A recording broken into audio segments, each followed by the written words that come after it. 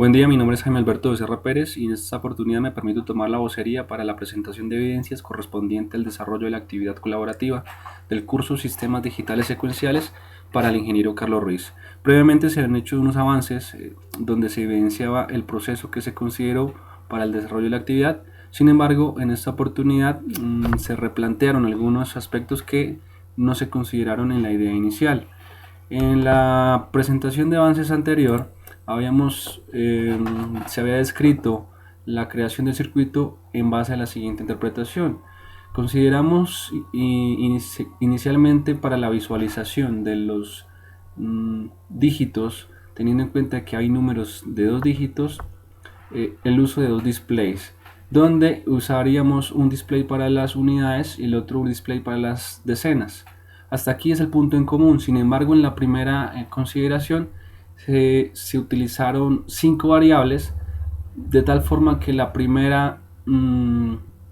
primeros 4 bits corresponderían a la equivalencia en binario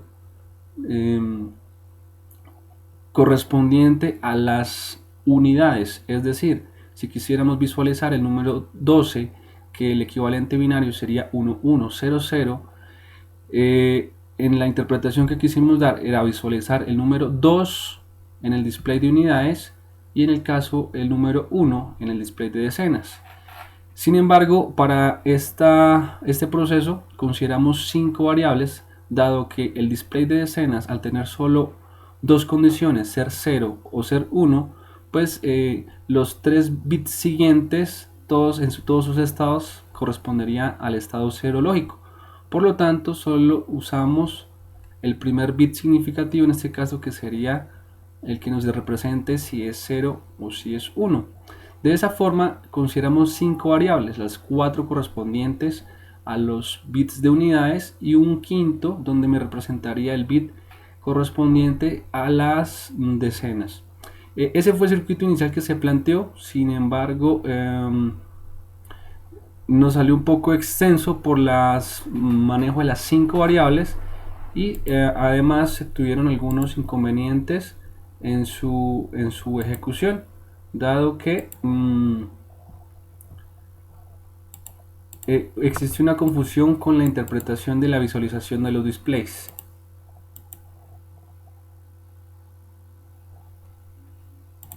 Sin embargo, en esta oportunidad se quiere presentar las correcciones que se consideraron para la ejecución de esta actividad. Inicialmente partimos del análisis que estábamos haciendo, salvo que en esta oportunidad solo trabajamos 4 variables. 4 variables correspondientes a la representación en binario de los números decimales. Es decir, aquí tenemos la representación de los 16 dígitos, donde tenemos la representación equivalente en sus equivalente en binario. Partiendo de este hecho, nos vamos a usar estos 4 bits para la representación del número decimal. Para eso partimos de la misma tabla de análisis que se había descrito anteriormente, solo que ahora vamos a trabajar en función de 4 variables de entrada. El procedimiento es igual al que se había descrito anteriormente.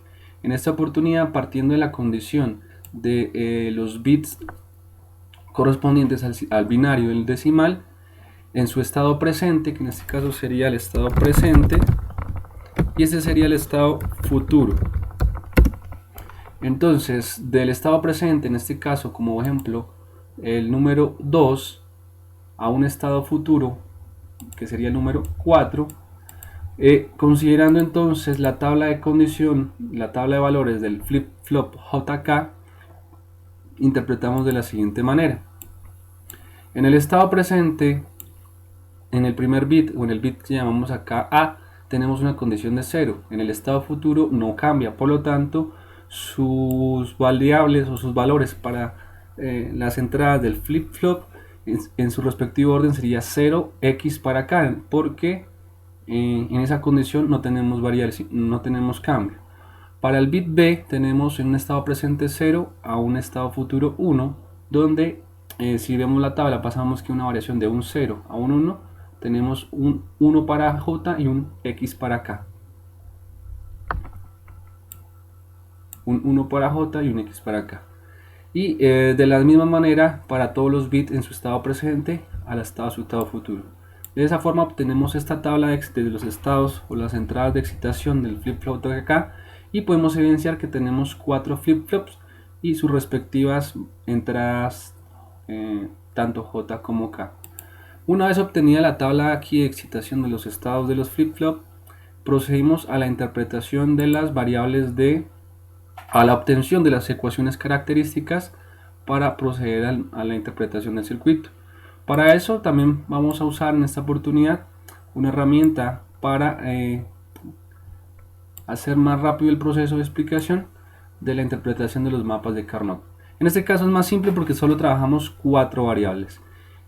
Por ejemplo, vamos a tomar vamos a sacar la primera ecuación correspondiente a lo que se llamó la J3, correspondiente a la entrada J de flip-flop 3, que sería en este caso esta columna.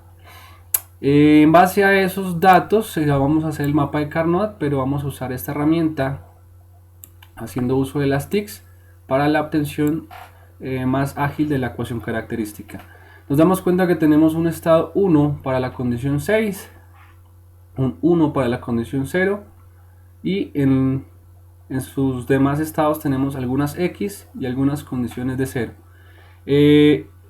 Sin embargo, aquí usamos otras dos a manera de simplificación: una condición de X para el estado 8, que sería esta, y una condición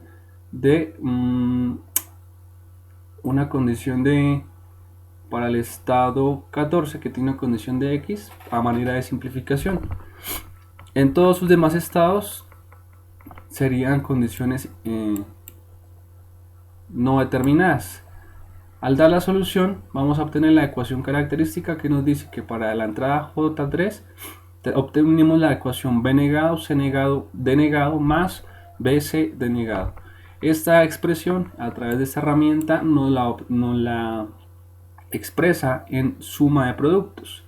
De esta forma repetimos el proceso para la ecuación de la variable K3, J3, y respectivamente vamos a obtener las 8 variables correspondientes a las entradas J, K de cada uno de los flip-flop.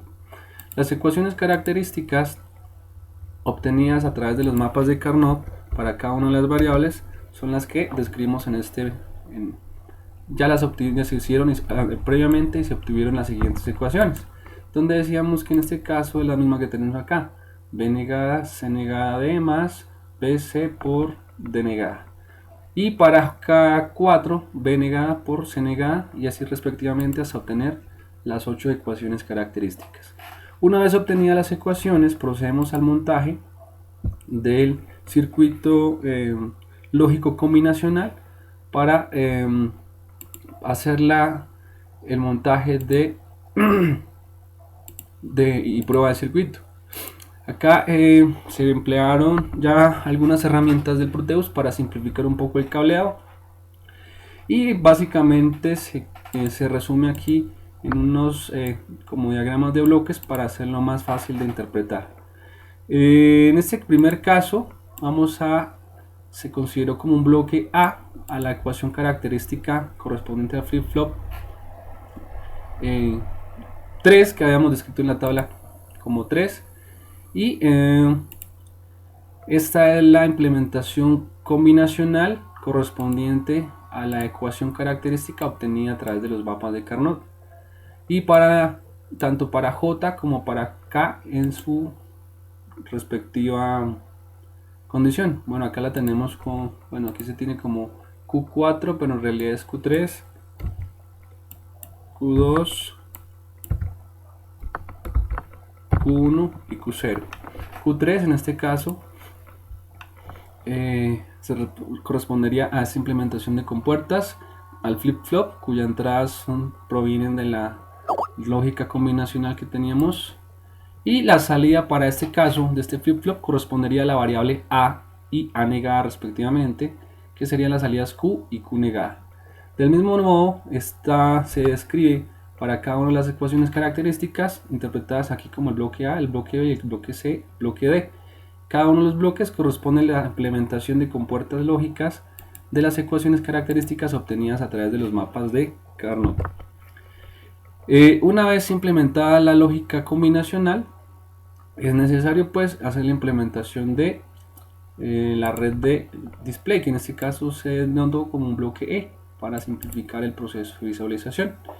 En este bloque fue quizá el punto la mayor confusión dado la interpretación de los dos dígitos. Ese fue el primer de pronto error que se consideró en los avances previos. Sin embargo, se llegó a una ingeniosa solución que de pronto no se consideró inicialmente. Resulta que para la interpretación de estas displays, como tenemos solo 4 bits y requerimos visualizar dos dígitos, ahí fue donde salió el problema. Porque pues si miramos a través de los decodificadores para display 7 segmentos, el 74LS247 o 47 tiene sus respectivas entradas.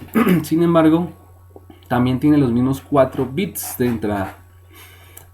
Si implementáramos directamente las entradas, o más bien las salidas de los flip-flop a la entrada del decodificador 7 segmentos, en el display no se visualizaría el número como tal, sino tendríamos algunos caracteres especiales en su representación, que es lo que se está obteniendo. En este caso, para los dígitos hasta el 9, pues tendremos el número normal, sin embargo unos caracteres especiales para los dígitos hasta el 15. Dado ese inconveniente, pues surgió una otra alternativa: usar dos decodificadores para que cada uno me sirva de driver para un display, uno para decenas, uno para unidades. Sin embargo, aquí tenemos, o se puede evidenciar una lógica también combinacional que me permite la interpretación. ¿De dónde salió esto? De la misma tabla que habíamos considerado inicialmente. Habíamos dicho que como trabajamos 4 bits para la representación de los dígitos, es necesario volver a considerar el manejo de 4 bits para unidades y 4 bits para decenas. Si nos damos cuenta, los números superiores al 9 tiene un bit 1 tanto en el B3 como en el B1, o en el B2 como en el B0. Si nos damos cuenta, superiores al 9 tenemos acá en esta tabla el B3, el B1, el B3, el B1, y eso nos indicaría que tenemos dígitos superiores al 9. De esa forma nos surge la función inicial para considerar la representación de las decenas a través de esta lógica combinacional, que está compuesta por dos compuertas AND y una compuerta OR. Sin embargo, ahora el problema sería cómo visualizamos las unidades. Para eso es necesario, o se solucionó con la implementación de un 74LS83, que en este caso corresponde a un sumador completo de 4 bits. Listo, entonces si nos damos cuenta, aquí son las salidas que van al display y es un sumador. La razón de hacer la suma viene de la siguiente condición. Volvemos a la tabla inicial y nos damos cuenta que para los dígitos superiores, en este caso al 9 también, es necesario hacer una suma de 6 y despreciamos el bit de acarreo. Es decir, visualicemos, por ejemplo, si quisiéramos visualizar el número 12, que correspondería al 1100, y le sumamos 6, que vendría dado por el equivalente en binario 0, 1, 1, 0, tendríamos la condición 00, 1, 0. Pero este 1, que es el bit de acarreo, no lo consideramos. Este es el resultado de la suma. Sin embargo, como estamos trabajando 4 bits, solo tomaríamos los 4 primeros, donde correspondería el 00, 10, y este sería el equivalente a estos 4 bits, que sería el 2 en el display de las unidades, y el 1 de las decenas vendría dado por la circuito combinacional que se había escrito anteriormente. Tomemos otro ejemplo y hagámoslo con el número 13 o 15, 14, donde su equivalente en binario sería el 1, 1, 1, 0, y le vamos a sumar 6, que es la condición para las unidades, que viene dado por 0, 1, 1, 0, y eso nos daría 1, 0, 1, 0, 0. Y en este caso correspondería a los 4 primeros bits, que sería 0, 1, 0, 0, y el bit de acarreo no se considera. De esa forma, si le sumamos los 6, si le sumamos 6 al número inicial y despreciando el bit de acarreo, tendríamos la visualización de las unidades. En ese caso, esa es la razón por la cual se usó el sumador, y las salidas en este caso correspondientes al 7483 serán las que van al decodificador 74 LS47 del display de las unidades. Esa fue digamos una de las principales correcciones que se hicieron al circuito anterior, y pues por eso no funcionaba inicialmente. Por último, nos quedaría escribir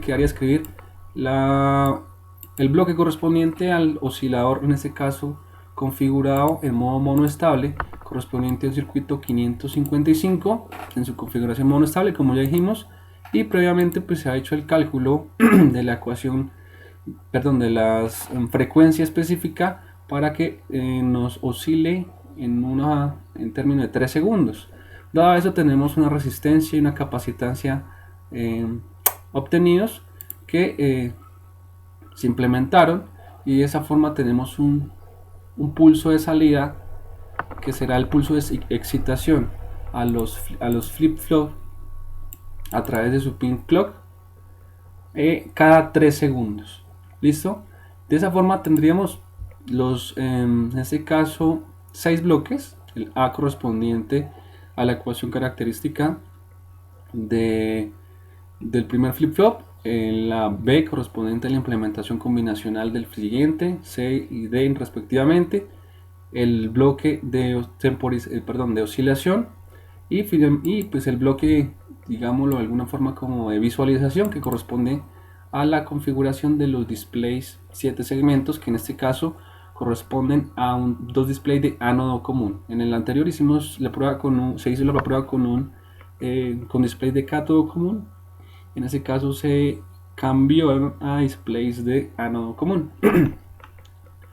De esa forma nos quedaría otra cosa que probar la secuencia, y demos cuenta que tenemos oscilación cada 3 segundos.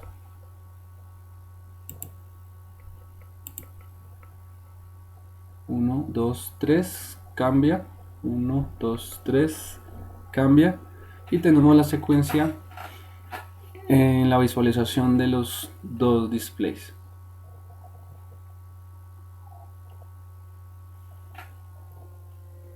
Iniciamos la secuencia.